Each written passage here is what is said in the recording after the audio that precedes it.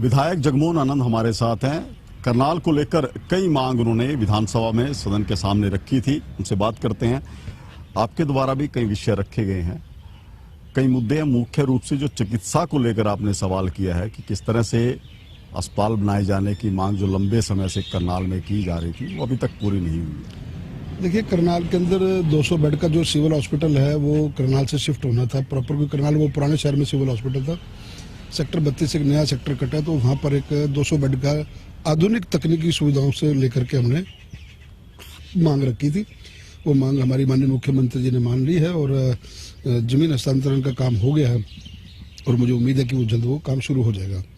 इसके अलावा Kalpana Chawla medical college में एक कैथ लैब के लिए डिमांड रखी थी, वो भी अपना पीपीपी मोड पर कल सदन में आदरणीय हमारी छोटी बहन स्वास्थ्य मंत्री आरती राव जी, उन्होंने उस मांग को माना है और जल्दी दिशा निर्देश दिए ताकि वो भी एक स्थापित हो जाए। कैंसर इंस्टीट्यूट की जहाँ तक बात थी, क्योंकि कुटेल के अंदर एक बहुत बड़ी मेडिकल यूनिवर्सिटी आ रही है, मैं समझता हूँ वो टेक्निकली भी ठीक है।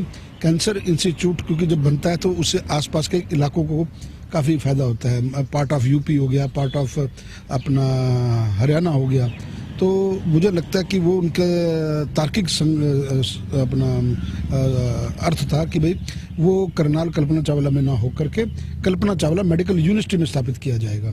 तो वो मैं उससे भी सहमत हूँ और जल्द ही इस प्रकार के, और फिर मुख्यमंत्री जी ने खड़े होकर के इस ओर जवाब दिया कि जितने भी हॉस्पिटल हैं उनमें हर प्रकार की सुविधा हो, उसके लिए हमारी सरकार लगी हुई है।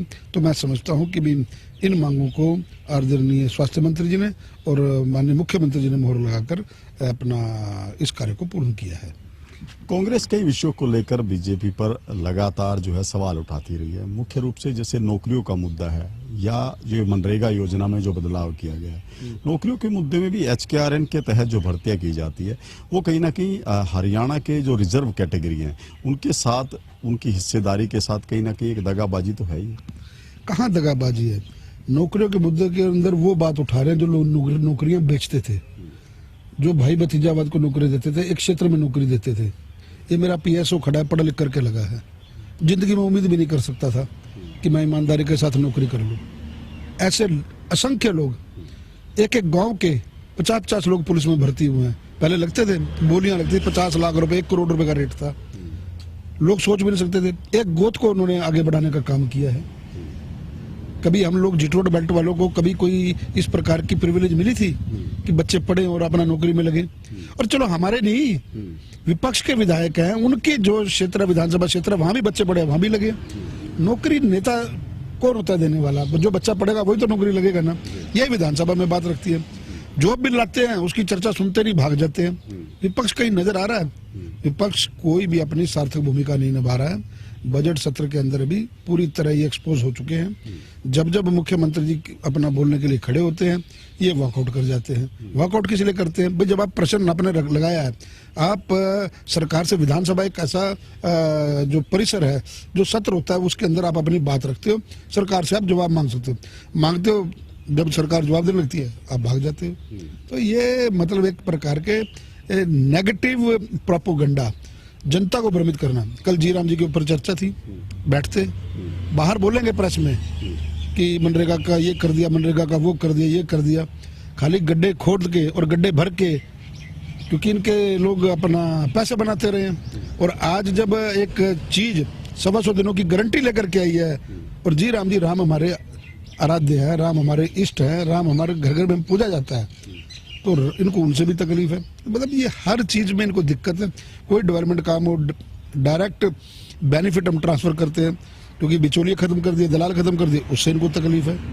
राज्य सरकार के पास क्या अधिकार है जो VBG रामजी योजना है इसमें किसी तरह का बदलाव करने का? देखिए, बदलाव करने का नहीं, रूल 84 के तहत माननीय स्पीकर महोदय ने चर्चा करवाई। जो एक विषय अगर कोई भ्रमित हो रहा है और वो भ्रमित होकर के जनता तक वो बात तो पहुंचानी चाहिए ना, उसकी सदन में चर्चा हो सकती है, क्योंकि प्रदेश से जुड़ा भी तो मुद्दा है। तो अगर उस पर अगर चर्चा होती है तो उस चर्चा में बताएं, हमारी खामियां बताएं कि ये जी राम जी के बिल में ये कमी है। सांसद वरुण मुलाना ने सवाल लगाया था कि हरियाणा के 8 लाख मजदूर रजिस्टर्ड हैं, लेकिन उनमें से 100 दिन का रोजगार 2100 लोगों को मिला है। अब ये दिन भी बढ़ा दिए गए, 125 हो गए हैं। तो क्या लगता है कि ये संख्या जो मजदूरों की है 8 लाख में से 21 हो, ये बढ़ पाएगी? देखिए क्या सवाल उन्होंने लगाया और क्या क्या उनको जवाब मिला, ये तो वरुण मौलाना जी जाने। लेकिन जहां तक मेरा ख्याल है, हमारी सरकार इन चीजों को, जैसे अभी इन्होंने पेंशन की बात की कि पेंशन काट दी, सबको पेंशन आई ना। मान लो कहीं कोई शिकायत मिलती है कि ये एक फला व्यक्ति मर गया है, उसके नाम से भी पेंशन जा रही है, तो क्या चेक करने का अधिकार अपना सरकार को नहीं है?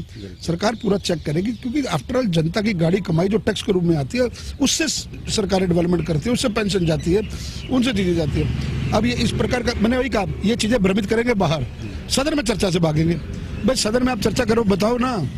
सदन में चर्चा की आप जिक्र कर रहे हैं, आज धान घोटाले पर भी कांग्रेस जो है सदन में चर्चा करना चाहेगी। धान घोटाले में जो अब तक की तस्वीर है, क्योंकि धान घोटाला न सिर्फ करनाल में हुआ है बल्कि हरियाणा के कई जिलों में इस तरह की मामले सामने आ चुके हैं, लेकिन अब तक की जो कार्रवाई है उसमें पिक एंड चूज जैसी स्थिति लगती है कि एसआईटी जो है करनाल में ज्यादा एक्शन कर रही है बनस्पत दूसरे जिलों में। अब देखिए, मैं कानून अपना काम कर रहा है और कार्रवाई हो तो विपक्ष को तकलीफ है, कार्रवाई ना हो तो विपक्ष को तकलीफ है।